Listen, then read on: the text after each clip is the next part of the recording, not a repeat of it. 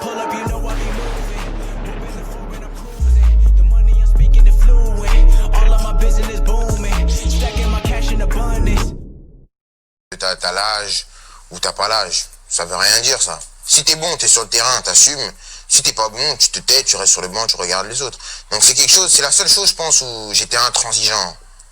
Dès que j'entendais l'âge, j'avais les sourcils qui fronçaient.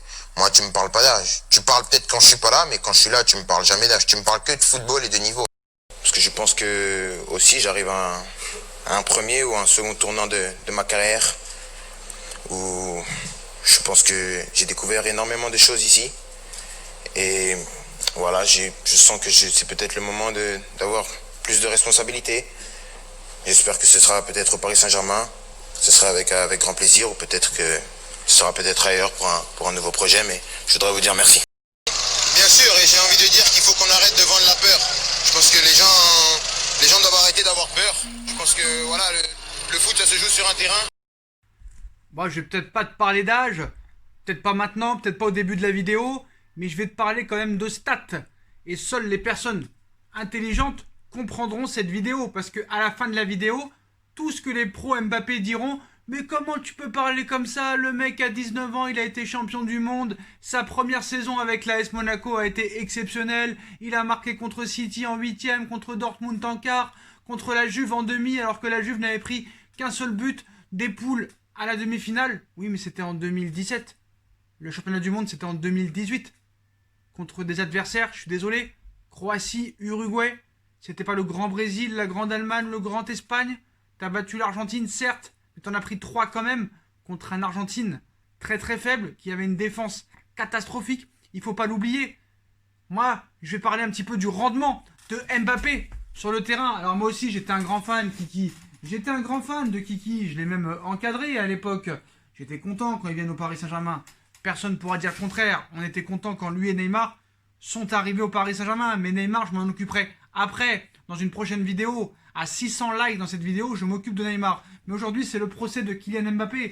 Déjà, en Ligue des Champions, frère, depuis que tu es au Paris Saint-Germain, tu n'as strictement rien montré en Ligue des Champions avec le Paris Saint-Germain. Certes, tu as mis des triplés contre Bruges, tu as mis des buts contre le Celtic Glasgow, contre Anderlecht, mais contre les grosses équipes, tu as été totalement inexistant. Déjà, lors des 6 derniers matchs de Ligue des Champions, tu as inscrit 0 but. Tu as inscrit 0 but. Le match contre United au match retour, tu as été catastrophique, alors qu'à l'aller, certes, tu as marqué, mais tu as dit « Il faut arrêter de vendre la peur, il faut arrêter de vendre la peur, et je veux prendre mes responsabilités », mais tu les prends pas, tes responsabilités. Ce que tu dis là, et je veux prendre mes responsabilités, et moi tu me parles pas d'âge, et je suis sur le terrain, j'assume si je suis bon, t'assumes rien du tout. T'assumes pas tes responsabilités. Pour moi, à l'heure actuelle, tu es un footballeur de rue. Tu es un joueur de bac à sable. Je t'ai bien observé. J'ai regardé les matchs contre le Real en 2018. J'ai regardé le match contre Manchester au match retour. J'ai regardé le match face au Bayern de Munich où tu es le fautif. Tu es le fautif de cette défaite, frérot. Eh bah oui, la pression, tu l'as pas gérée. L'altruisme, tu l'as pas eu. Le collectif, tu l'as pas. Tu ne joues que pour toi. Tu ne joues que pour briller. Ton jeu est simple. Je prends le ballon, je veux dribbler tout le monde et je veux marquer. C'est ça ton jeu. Il n'y a aucune clairvoyance. Il n'y a aucune intelligence. Il n'y a aucune persuasion. Il n'y a aucune logique. Tu veux juste briller, t'en as rien à foutre de tes coéquipiers. Je suis désolé, hein. Tu mérites pas d'être encadré. Tu mérites de dégager. Voilà. Je suis désolé. À un moment donné, il faut dire les choses telles qu'elles sont. Aucun repli défensif. Alors certes, vous allez me dire, ouais mais Sacha, c'est aussi au coach de leur dire de se bouger le cul et de courir. Ça, il n'y a pas de problème là-dessus. On sait qu'on a un coach incompétent, nullissime. Et c'est pour ça que Mbappé l'aime bien. Parce qu'il sait très bien que si un gros coach arrive, style Simeone, Bielsa, Allegri ou autre, ou Pochettino, le forceront à courir, Ils lui forceront à se bouger le cul, à courir, à faire des replis défensifs. Chose qu'il ne fait pas, le mec. Le mec, je prends le ballon et comme à FIFA, je veux dribbler tout le monde. Et il croit que ça va marcher à chaque fois. La première année, ça a marché parce que t'étais une révélation. Mais maintenant, c'est téléphoné. Maintenant, on le voit arriver. Tous les défenseurs le voient arriver.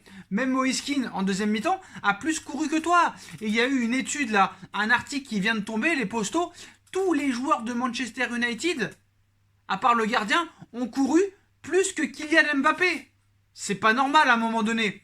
Et à un moment donné, il faut arrêter de faire la starlette. Tu nous vends quelque chose à chaque fois en interview ou en conférence de presse et ça ne se passe pas sur le terrain. Pour moi, à l'heure actuelle, tu es un joueur qui sert à rien. Alors, à l'heure actuelle, les postos, si Paris vraiment a une offre de 230 millions d'euros sur la table au Real Madrid, je l'emmène à l'aéroport. Je lui fais ses valises, je lui mets ses brosses à dents, ses cotons-tiges, son lave-cul et sa lave-bite et je l'emmène à l'aéroport. Je lui paye son café, son croissant malgré qu'il soit milliardaire. Parce que le mec, tu vois très bien que c'est la même chose. Remettez-vous les matchs. Contre les gros, il a jamais rien fait. Contre les gros, il a jamais rien fait. Contre les grosses défenses, il est d'aucune utilité. D'aucune utilité. C'est une noisette qui se casse. Je suis désolé. Une noisette, c'est dur à casser. Mais lui, il se casse très facilement. Et quand je vois le match contre United, j'avais envie de tout péter, de tout casser. Regardez ses actions. Le mec veut tout faire tout seul. Contre le Bayern de Munich, je suis désolé. Les actions qu'il a eues, tu peux les rater. Tout le monde a le droit de les rater. Mais frérot, comment tu peux faire 3 tirs comme ça? Même ma grand-mère, mon arrière-grand-mère aurait tiré plus fort. Faut dire la vérité à un moment donné. Donc ce joueur, à l'heure où on parle, à l'instant T, n'est d'aucune utilité contre les grosses équipes. Sauf problème, c'est que le Paris Saint-Germain a dépensé 180 millions d'euros pour qu'il soit efficace contre les grosses équipes.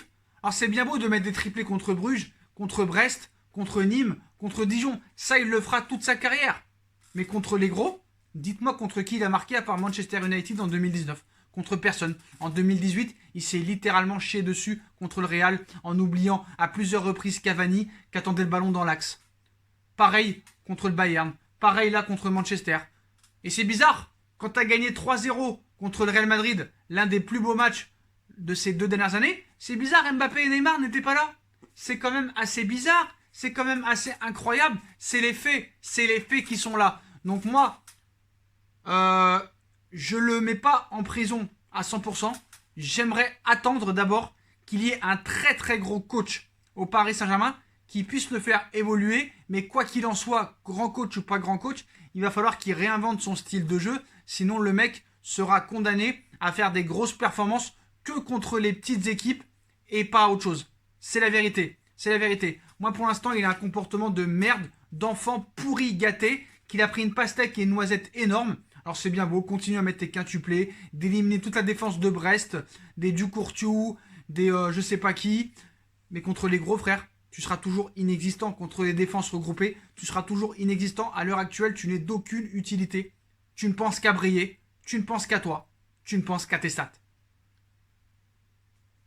Je suis désolé mon pote, c'est la vérité. Et à un moment donné, le football c'est aussi du collectif, c'est aussi de l'altruisme. Demande à Léo Messi, demande à Cristiano Ronaldo qui pourront peut-être te faire la leçon. Mais moi, à l'heure actuelle, quand je vois un Rashford et quand je vois un Mbappé, il n'y a pas à hésiter.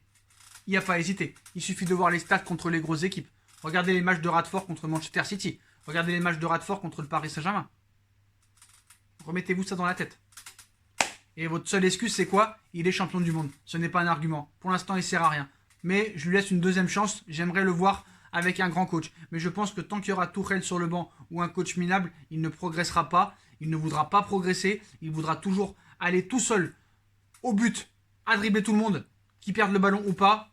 Et il continuera à ne pas courir et à marcher sur le terrain. Tous les joueurs de Manchester ont plus couru que lui. Ce n'est pas normal. C'est inadmissible et c'est inacceptable. Donc, pour l'instant, frère, je te range. Je te mets à l'envers et je te remets à l'endroit et je te range. Et peut-être qu'un jour, je te remettrai. Salut, Kylian.